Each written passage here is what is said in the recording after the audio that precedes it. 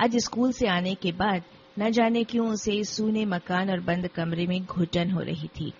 Mummy papa रोजाना की तरह अपने अपने काम पर गए हुए थे।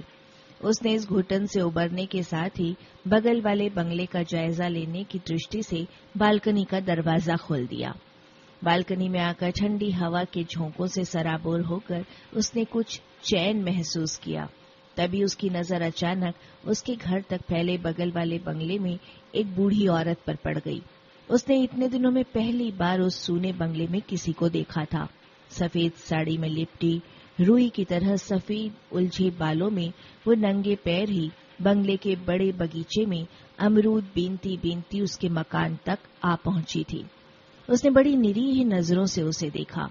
मुंह ऊपर उठाए हाथों में अमरूद लिए उसे एकटक देखने लगी तो अनायास ही डर गई। वो बालकनी से झट से कमरे के अंदर से चिटकनी लगा ली और जोर जोर से धड़कते दिल को थामे कमरे की खिड़की पर आ गई।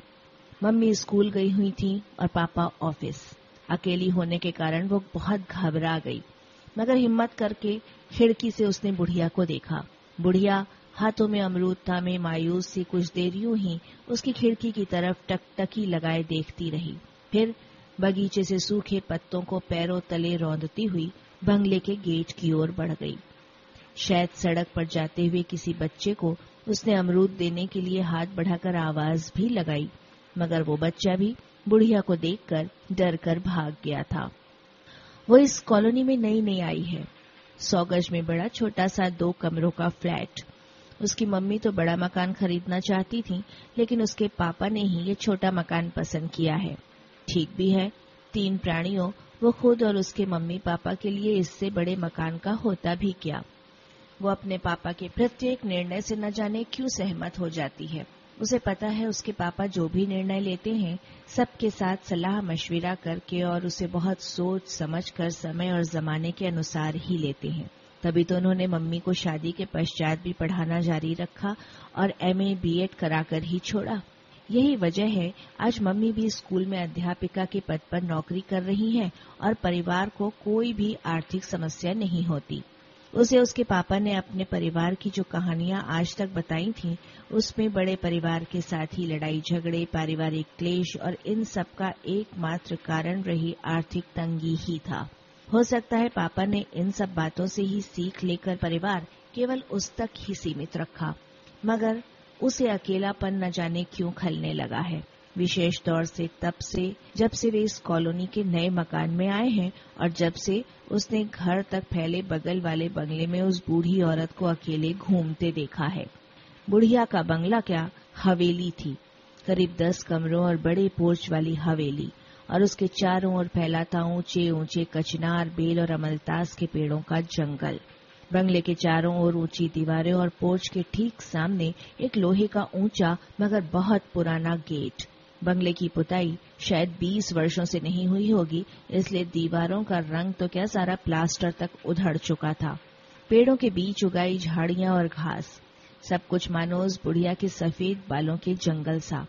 कॉलोनी के सभी मकानों से अलग दूर है उसका बंगला, जिसकी सीमा ठीक उसके फ्लैट तक फैली है। बुढ़िया को देखने के बाद न जाने कैसी बेचैनी उसमें भर गई थी। कौन है, अकेली क्यों रहती है, परिवार वाले कहाँ गए, उसकी सुध लेने कोई क्यों नहीं आता, कैसे रहती होगी इतनी बड़ी हवेली में अकेली, क्या डर नहीं लगता होगा। हो सकता है हवेली के मालिक कहीं बाहर रहते हों और बुढ़िया को रखवाली के लिए छोड़ रखा हो, मगर फिर भी कोई तो होना चाहिए, पति, बेटा, बेटी, भाई, बहन। वो जितना उस बुढ़िया के बारे में सोचती उतनी ही जिज्ञासा, उतने ही प्रश्न उसके मन मस्तिष्क में छा जाते। दूसरे दिन उसके स्कूल से आते ही उसके दिमाग में बुढ़िया का ख्याल कौन था। न जाने कैसा अजीब खिंचाव महसूस करने लगी उस बुढ़िया में, एक अजीब जिज्ञासा, एक अजीब रिश्ता। शायद दोनों के अकेलेपन ने उसके ज़हन में बुढ़िया से अनजाने रिश्ते का बीज बो दिया था। वो जैसे ही बालकनी में आई उसे बुढ़िया दिखाई दी, वही दोनों हाथों में अमरूद लिए, कमर झुकी हुई, चेहरे हाथों पर झुर्रियां और आंखों में अजीब सी चमक। बुढ़िया ने उसकी बालकनी की तरफ हाथ बढ़ाकर उसे अमरूद लेने का आग्रह किया। इस बार उसे पहले जितना डर नहीं लगा, मगर फिर भी उसका कलेजा तेजी से धड़कने लगा। वो उसे एकटक निहारती रही। बुढ़िया ने इस बार अपनी कपकपाती आवाज में उससे पूछा, इस मकान में नई आई हो बेटा? हाँ। उसकी आवाज डर के मारे जैसे गले में ही घुट कर रह गई। क्या नाम है तुम्हारा? चीकू। कितना मीठा नाम है, चीकू। तभी तुम मुझसे अमरूद नहीं लेती। शायद तुम्हें चीकू पसंद होंगे और इसीलिए पापा ने तुम्हारा नाम चीकू रखा। मगर आज ये अपनी दादी के पेड़ के अमरूद भी खाकर देखो, बहुत मीठे हैं। उसने हाथ उठाकर पुनः अमरूद लेने का आग्रह किया, मगर वो बोली, नहीं, मैं अमरूद नहीं खाती। अच्छा, कोई बात नहीं, मगर बेटी तुम तो मेरी नई पड़ोसन हो, मेरे घर तो आ सकती हो, मेरे घर तो आ सकती हो। हाँ, आऊंगी, कहकर उसने कमरे में आकर दरवाजा बंद कर लिया। फिर दिल नहीं माना तो कमरे की खिड़की से आकर झांका। बुढ़िया उदास मन और बोझिल कदमों से पोर्च की तरफ बढ़ रही थी। उसने बुढ़िया के साथ ऐसा बेरुखा व्यवहार क्यों किया, ये वो भी नहीं जानती, मगर मन ही मन दुखी हो वो बुढ़िया को बंगले में प्रविष्ट होते देखती रही।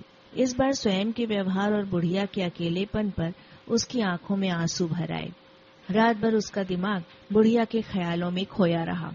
सोचती रही कि क्यों न मम्मी पापा को बता दे, अपने मकान के बगल वाले बंगले की बुढ़िया मुझे अमरूद देती है, मुझे घर बुलाती है और वो खुद भी उसके घर जाकर उसके बारे में सब कुछ जानना चाहती है। आखिर वो भी तो घर में अकेले बोर हो जाती है। मगर उसे पता है कि उसकी इजाजत उसके मम्मी पापा उसे कभी नहीं देंगे। वो मन मारकर ये निर्णय कर सो गई कि अब वो बालकनी में नहीं जाएगी, और यही सोचकर वो करीब 1 हफ्ते तक बालकनी में नहीं गई। मगर दिल से मजबूर वो अपने कमरे की खिड़की से बुढ़िया की गतिविधियों पर नजर रखती रही। जब स्कूल से आकर वो कमरे की खिड़की में बैठती तो पाती बुढ़िया रोज अपने घर से निकलकर उसके मकान तक आकर बालकनी में बड़ी आस से झांकती और उसे न पाकर उदास बोझिल कदमों से वापस लौट जाती। और एक दिन उसका दरवाजा खड़का। इत्तेफाक से उस दिन उसके मम्मी पापा भी घर पर ही थे। मम्मी ने दरवाजा खोला तो उसके कानों में बुढ़िया की आवाज पड़ी, चीकू है घर में? उसकी मम्मी ने उस बुढ़िया को न जाने क्या समझा और बेखबर होकर कह दिया, नहीं, वो अपनी सहेली के यहाँ गई है। अच्छा, कई दिनों से उसे बालकनी में नहीं देखा तो मैंने सोचा कहीं उसकी तबीयत खराब तो नहीं। मैं इसी पास वाले बंगले में रहती हूँ। उसके लिए मैंने अपने हाथों से लड्डू बनाए थे, ये उसे दे देना। कहना दादी आई थी उससे मिलने। उसकी मम्मी ने न चाहते हुए भी लड्डू ले लिए और अच्छा कहकर दरवाजा बंद कर दिया, और वो चाहते हुए भी मम्मी से कुछ न कह सकी। मम्मी ने लड्डू रसोई के आले में रखते हुए उससे पूछा, कौन है ये बुढ़िया? तेरा नाम भी जानती है और तेरे लिए लड्डू भी लाई है। ऐसे किसी को मुंह मत लगाना और न ही किसी की दी हुई कोई चीज खाना। आजकल जमाना बड़ा खराब है, कहते हुए अपने कामों में व्यस्त हो गई थीं। दूसरे दिन स्कूल से आते ही लड्डुओं का ख्याल आया। मम्मी की बातों को दरकिनार कर उसने एक लड्डू मुंह में डाल लिया। कितना स्वाद, कितना प्यार और स्नेह था बुढ़िया के उन लड्डुओं में। और कुछ दिन बाद ही बुढ़िया ने बंगले से बाहर निकलना बंद कर दिया। वो खिड़की से बुढ़िया के निकलने का इंतजार करती, मगर वो 3-4 दिन तक बाहर दिखाई नहीं दी। दिन उगता और ढल जाता। एक खालीपन उससे अंदर ही अंदर कचोटने लगा, और एक दिन स्कूल से आने के बाद उसने बुढ़िया के यहाँ जाने का फैसला कर ही लिया। बंगले के बड़े गेट को धीरे से खोलकर वो अंदर दाखिल हो गई। तमाम झाड़ियों पेड़ों को पार कर वो पोर्च से अंदर बरामदे और फिर कमरे की ओर बढ़ी। उसने देखा बुढ़िया एक पलंग पर दरवाजे की तरफ करवट लिए लेटी थी। उसे देखते ही बुढ़िया की आंखों से आंसू ढलक पड़े। कांपती आवाज में बोल पड़ी, मुझे पता था तुम जरूर आओगी, इसीलिए मैंने दरवाजा खुला रखा था। 3-4 दिनों से मुझे बुखार आ रहा है, सो बाहर ही नहीं निकल पाई।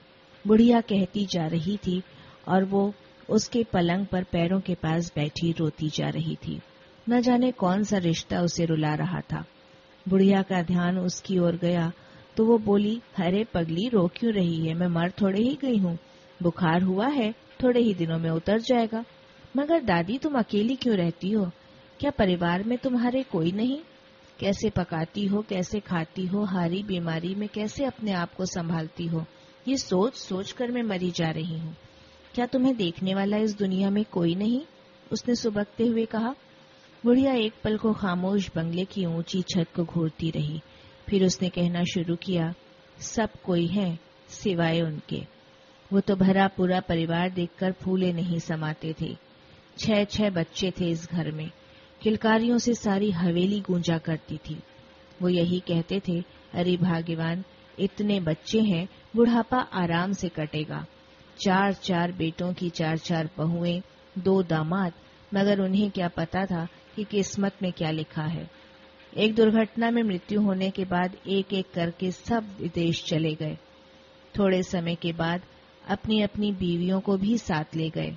बेटियां आती रहीं, फिर जैसे जैसे उन्होंने देखा कि बुढ़िया हाथ पैर हिलाने लायक भी नहीं रही, कहीं उन पर बोझ न बन जाए, सो उन्होंने भी किनारा करना शुरू कर दिया। फिर आंखों में भर आए आंसुओं के सैलाब को अपने दुपट्टे से पोंछती हुई एक दीर्घ श्वास छोड़कर बोली, अब कई सालों से कोई नहीं आता। एक बार एक लड़का अपने साथ लेकर भी गया था, मगर वहां का हवा पानी मुझे माफिक नहीं आया और मैं बीमार पड़ गई। वहां डॉक्टरी इलाज इतना महंगा और किसी को फुर्सत नहीं, सो मुझे वापस यहीं आना पड़ा। अब कोई सुध नहीं लेता। बेटे पैसा भेज देते हैं, बस। बेटा दुनिया में अकेली आई थी, अकेली ही चली जाऊंगी। इतने बड़े परिवार में जान खपाई, मगर कौन किसका दुख बांटता है। अकेलेपन के कारण तुझे देखा तो बड़ा अच्छा लगा। न जाने क्या बात है तुझ में जो तेरी तरफ खींचती चली गई, वरना अब मेरा इस दुनिया में कौन। कहते कहते बुढ़िया की आंखें दुख और बुखार से पथरा सी गईं। उसने उनके आंसुओं को पोंछते हुए कहा, दादी तुम अकेली नहीं हो, मैं हूँ। मैं आऊंगी तुम्हारे पास रोज। कहते हुए बिना कुछ कहे अपने आंसुओं पर नियंत्रण पाने की नाकामयाब कोशिश करती हुई वो बंगले से निकल गई। आज उसे अपने अकेलेपन का कोई दुख नहीं था। शायद उसके पापा ने सही निर्णय लेकर ही इस पृथ्वी पर ज्यादा औलादों का बोझ नहीं लादा।